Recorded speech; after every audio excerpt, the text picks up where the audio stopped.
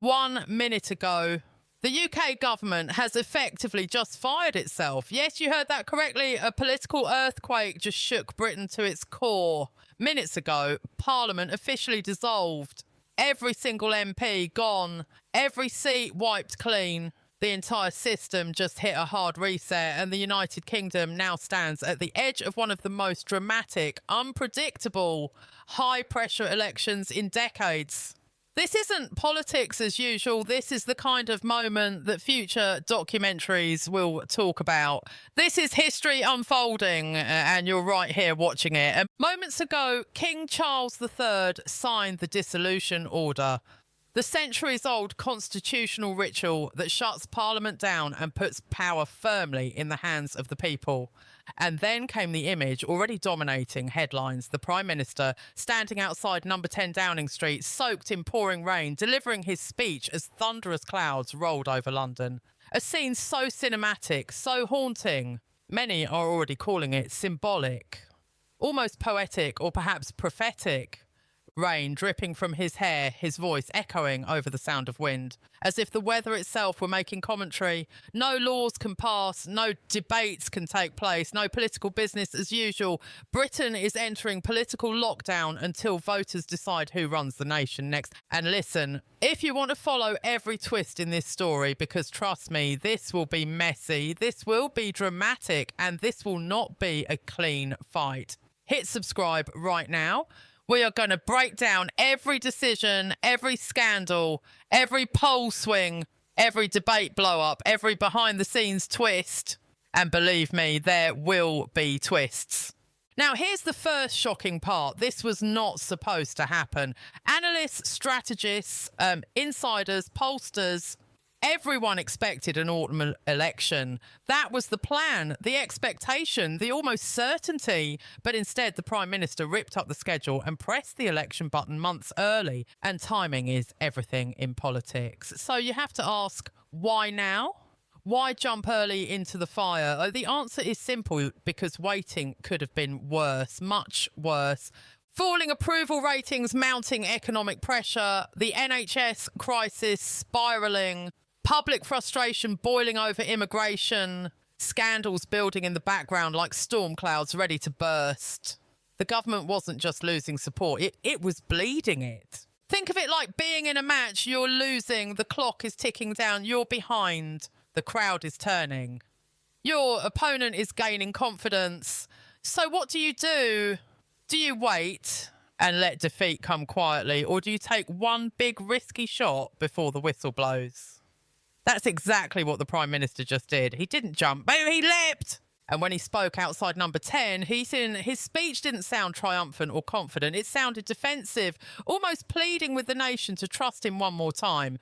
He talked about economic recovery post-pandemic. He highlighted falling inflation and attempts to control illegal immigration. He framed the election as a choice between stability and chaos, painting himself as the steady hand and the opposition as dangerous unknowns. But there was something in his tone, something almost apologetic, like a leader trying to justify why things didn't turn out quite how he promised. As raindrops hit his glasses and rolled down his face, he warned that switching leaders now would be risky, uncertain, even dangerous. But here's the problem. The public isn't convinced. Confidence in the government is at historic lows. People remember big promises and they see the reality. The NHS wasn't fixed. It's drowning. Waiting times are breaking records.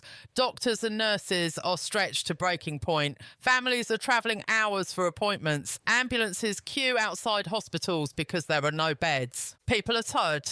Tired of struggling. Tired of being told things are getting better when their bills say otherwise. Inflation may have slowed, but the cost of living nightmare didn't magically disappear. Groceries are more expensive week after week. Rent is crushing. Energy bills are suffocating households. And wages, they're trying to keep up, but not fast enough for real relief. People don't feel improvement. They feel exhaustion. The Prime Minister tried to sound empathetic, talking to families, workers, students, pensioners, small business owners, trying to connect, trying to show he understands the everyday struggle. But the moment felt heavy, strained. like a man defending his record rather than inspiring belief in his future vision. And then came the moment that defined the tone. He finished the speech, turned around and walked straight inside number 10 without taking a single question. Not one. No press challenge, no scrutiny, no accountability. The door closed, the rain kept falling. Silence. A powerful image, and not the one the government might have hoped for. Meanwhile, the opposition moved fast.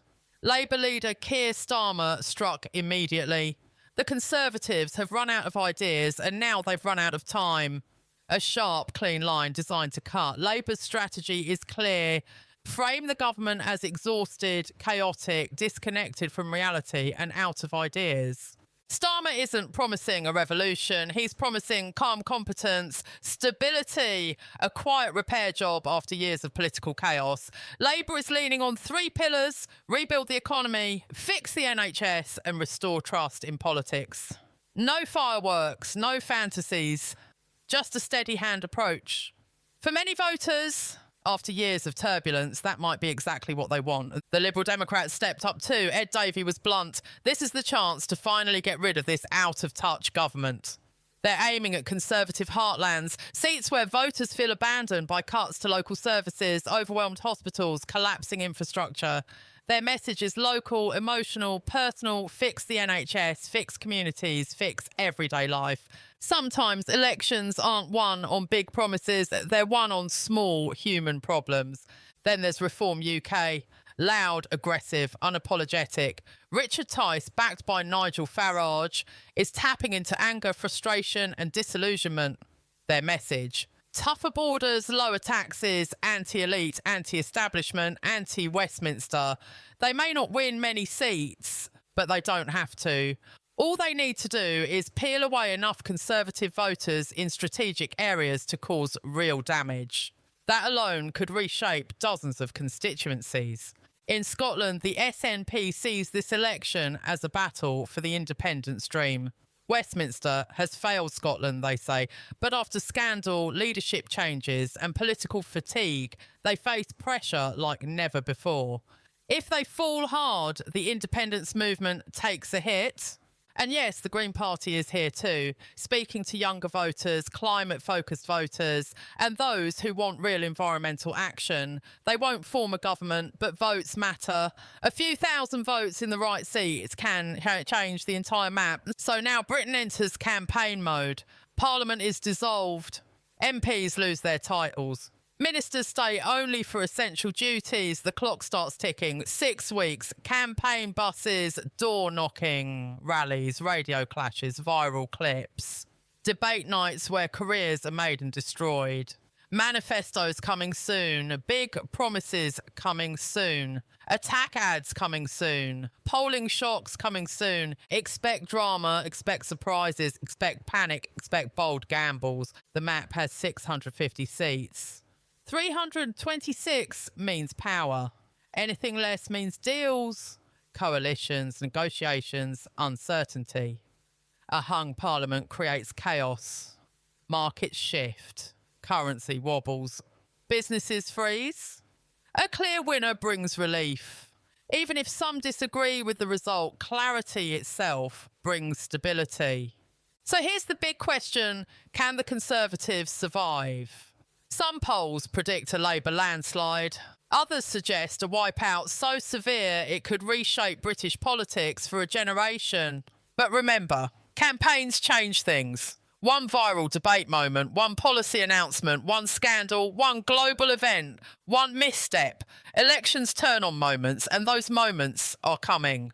The Conservatives survived Brexit chaos, a pandemic, leadership collapses, scandals and economic shocks.